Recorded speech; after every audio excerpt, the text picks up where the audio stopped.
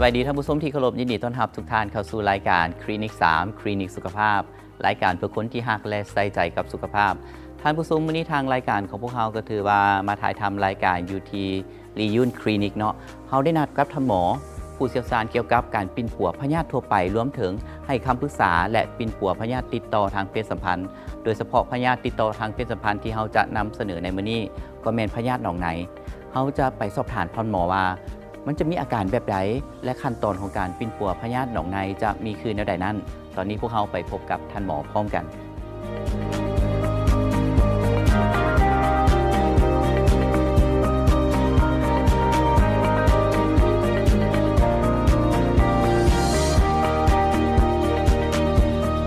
เข้าร่วมสนทนาในรายการมื้อนี้แล้วก็จะให้ข้อมูลเกี่ยวกับพยาธิติดต่อทางเพศสัมพันธ์โดยเฉพาะแม่นพยาธิหนองในก็แม่นท่านดร.ลียุนเจราย่างหมอเชี่ยวชาญพยาธิซึมเสื้อเข็ดห้อนจากคลินิกดร.ลียุนสวัสดีท่านหมอสวัสดีสบายดียินดีต้อนรับเข้าสู่รายการของพวกเราเนาะก่อนจะไปเว้าเรื่องอาการและวิธีการปิ้นปัวพยาธิหนองใน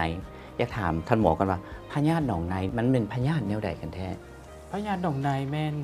พยาธิติดต่อทางเพศสัมพันธ์ชนิดหนึ่งที่เกิดจากการติดเชื้อแบคทีเรียซึ่งพยาธิหนองในนี้แม่นจะประกอบอยู่2ชนิดคือหนองในแท้และหนองในเทียมเจ้าคือ2อย่างนี้มันแตกต่างกันแนวใดสำหรับพยาธิหนองในแท้และหนองในเทียมในความเป็นจริงแล้ว2พยาธินี้จะมีอาการที่คล้ายเคียงกันหลายเนาะแต่จะแตกต่างกันอยู่ที่เชื้อที่เป็นพาหนะที่ก่อให้เกิดพยาธิเจ้าคือหนองในแท้แมนจะเกิดจากเชื้อแบคทีเรียที่มีชื่อว่าไนซีเรียกอนอเรียส่วนหนองในเทียมแมนจะเกิดจากเชื้อแบคทีเรียที่มีชื่อว่าคลาไมเดียเนาะและก็นอกจากนั้นมันก็แตกต่างอยู่ในระยะของอาการแสดงเพราะว่าหนองในแท้เวลาหลังจากที่ได้หัดเชื้อไปจะมีอาการแสดงที่ค่อนข้างไวกว่าหนองในเทียมและมีอาการแสดงที่ชัดเจนกว่าหนองในเทียมแสดงว่าแบคทีเรียคนละตัวเป็นแบคทีเรียคนละชนิดกันแต่อยู่ในกลุ่มแบคทีเรียคือกันในกลุ่มเดียวกันสั้นทั้งหนองในแท้หนองในเทียมนี่ก็คือสาเหตุในการติดคือกันบ่ทมหรือว่าแตกต่างกันสาเหตุของการติดเชื้อหนองในแท้หนองในเทียมแมนเกิดมาจากสาเหตุเดียวกันก็คือเกิดมาจากการมีเพศสัมพันธ์ที่บ่ได้ป้องกันบ่ว่าจะเป็นการมีเพศสัมพันธ์จากอวัยวะเพศหรือการมีเพศสัมพันธ์ทางหูทวารหรือการมีเพศสัมพันธ์ทางปากแสดงว่าติดได้หมดเลยสามารถส่งเชื้อติดได้หมดเลยโอ้เจ้าแล้วไม่ได้มาถามอาการคือท่านหมอว่าอาการมันจะมีการแสดงออกที่แตกต่างกันทั้งระยะและก็อาการอยากให้ท่านหมอแยกว่าหนองในแท้อาการเป็นแบบใดหนองในเทียมอาการเป็นแบบใดเจ้าสำหรับอาการแสดงของหนองในแท้เนาะซึ่งจะเริ่มมีอาการแสดงหลังจากที่ได้หัดเชื้อในประมาณ1-10 มื้อซึ่งส้นทำอิฐก็คือจะเริ่มมีน้ำใสๆออกมาจากอวัยวะเพศแล้วประมาณหลังจากนั้น2-3 มื้อจะเริ่มมีหนองออกมาเป็นหนองสีเหลืองๆและสนทบมีอาการเหี่ยวเจ็บเหี่ยวแสบในผู้ชาย 90% จะมีอาการแสดงที่ชัดเจนส่วนในผู้หญิง 50% แม้นบ่มีอาการแสดงแต่ถ้าหากมีอาการแสดงในผู้หญิงก็บ่รุนแรงอย่างเช่นผู้หญิงก็จะมีอาการลงขาวมีอาการเจ็บท้องน้อยและมีอาการเหี่ยวเจ็บเหี่ยวแสบสนทบน้ำซึ่งสำหรับอาการแสดงของหนองในเทียมแม่นจะเริ่มมีอาการแสดงหลังจากที่ได้หัดเชื้อประมาณ10-21 มื้อซึ่งโดยส่วนหลายของพยาธิหนองในเทียมแม่บ่ค่อยมีอาการแสดงซึ่งมันเป็นปัญหาหนึ่งที่เฮ็ดให้มีการส่งเชื้อต่อให้กับคนอื่นได้ง่ายและถ้ามีอาการแสดงคือในผู้ชายก็จะเริ่มมีอาการเหี่ยวเจ็บเหี่ยวแสบและต่อมาก็จะมีหนองออกจากอวัยวะเพศส่วนผู้หญิงก็จะมีอาการเจ็บท้องน้อยหรือลงขาวเป็นต้นคล้ายๆกับหนองในเทียมคือกันถ้าเป็นผู้ชายจะมีอาการชัดเจนกว่าถ ถ้าเป็นผู้ชายจะมีอาการชัดเจนกว่าเพราะว่าเสือมันมัดไปฝังตัวอยู่ที่ท่อเยี่ยวและจะเห็นให้เกิดมีอาการอักเสบพบเยี่ยวเกิดขึ้นฉะนั้นผู้ชายจะมีอาการแสดงชัดเจนกว่าผู้หญิงฉันผู้หญิงนี่ก็จะน่าจะลำบากเนาะเพราะว่าอาจจะบ่ฮู้ว่าตัวเองติดเสื้อมาจังซี่แม่ในผู้หญิงนี่ส่วนใหญ่จะบ่ฮู้ว่าตัวเองติดเสื้อถ้าปล่อยไปอาการแห้งๆสำหรับผู้หญิงเนี่ยจะเป็นแบบไหนท่านหมอถ้าว่าป่วยไปหรือละเลยไปบ่ได้อาการเป็นป่วยในผู้หญิงจะมีอาการเจ็บท้องน้อยหนแหงหรือจะมีอาการลงขาวหลายผิดปกติและที่สำคัญจะเห็นให้เกิดหรือเสี่ยงต่อกันถือพาลูกนอกพบหรือว่าเขาเอ่ยว่า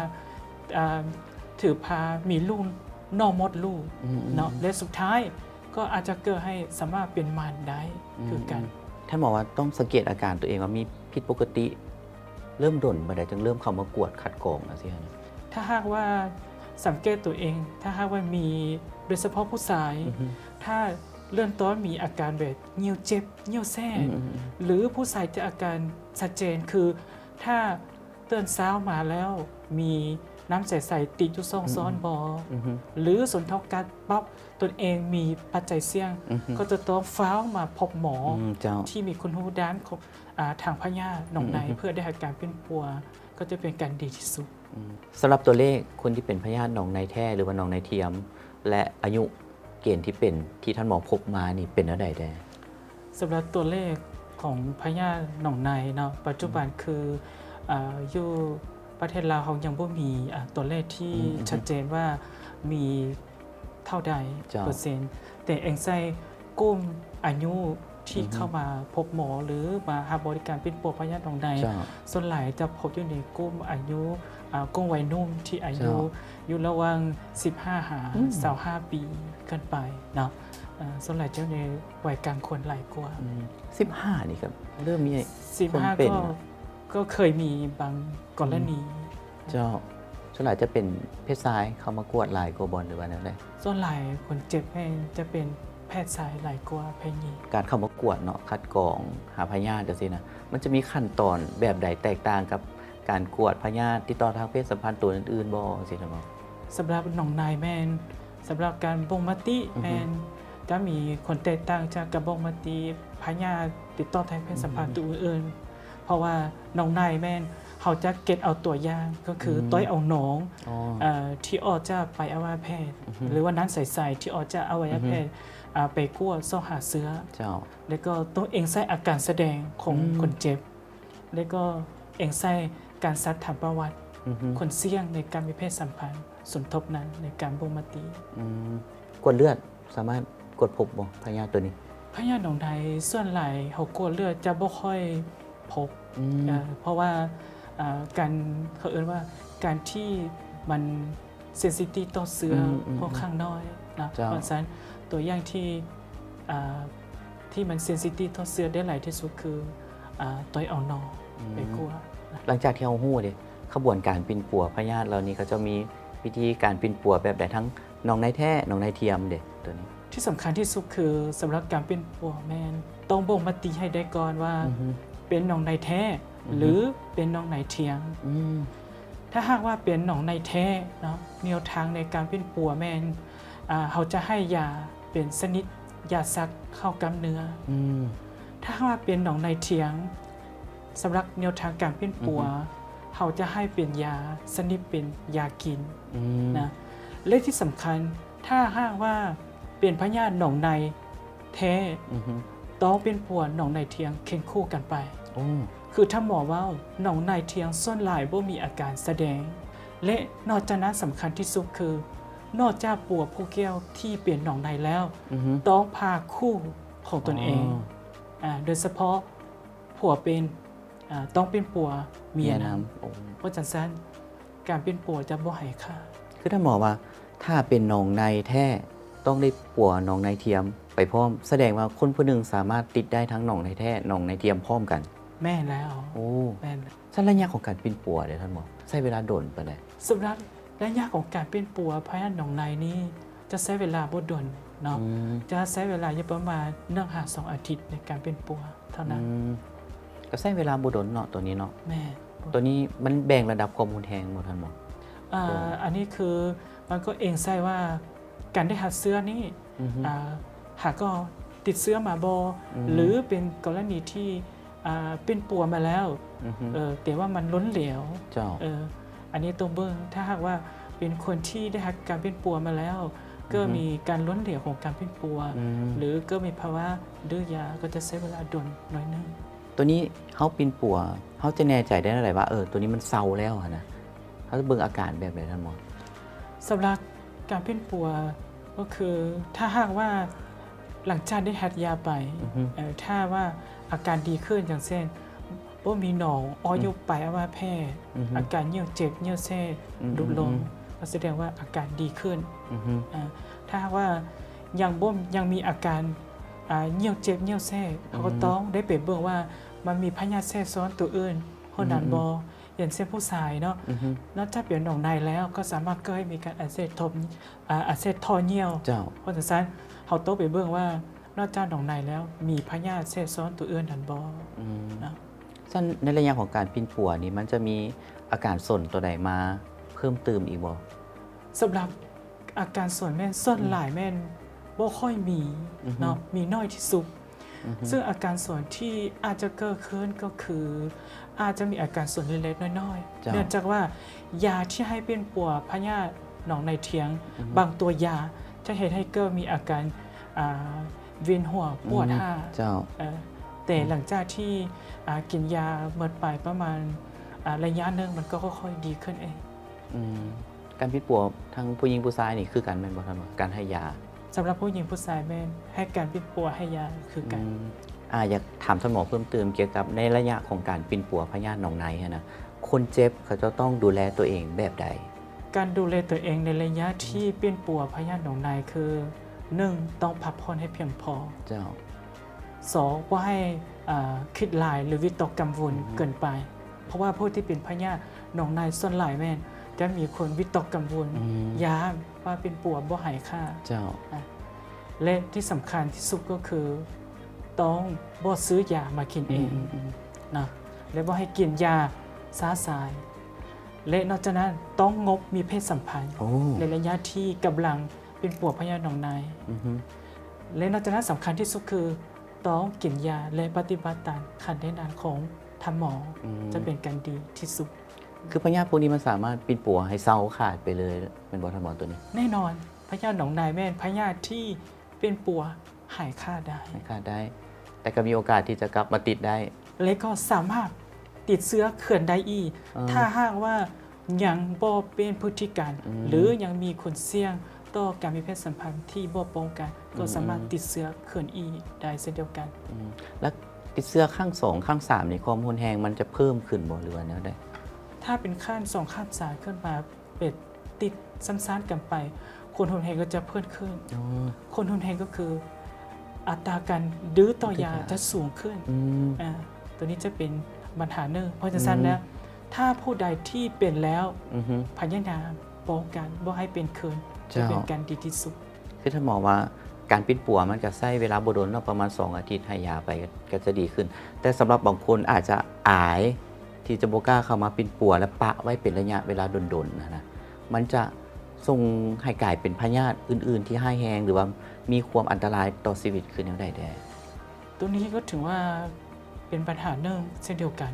ถ้าหากว่าเป็นหนองในแล้วล้าเลยบ่มาพบหมอหรือกินยาเองซื้อยามากินเองเนาะถ้าป่วยไปในระยะยาวก็จะพาให้เกิดมีคือผู้ชายจะเกิดมีอาการอักเสบพบเหี่ยวหนแหงแล้วก็จะมีการอักเสบน้อยอาถาและในผู้ชายสุดท้ายก็เกิดให้เป็นหมันได้ในผู้ชายส่วนผู้หญิงเนาะก็จะให้เกิดมีอาการเจ็บท้องน้อยหนแหงนะและจะเห็นให้เกิดมีภาวะเสี่ยงต่อการถือพา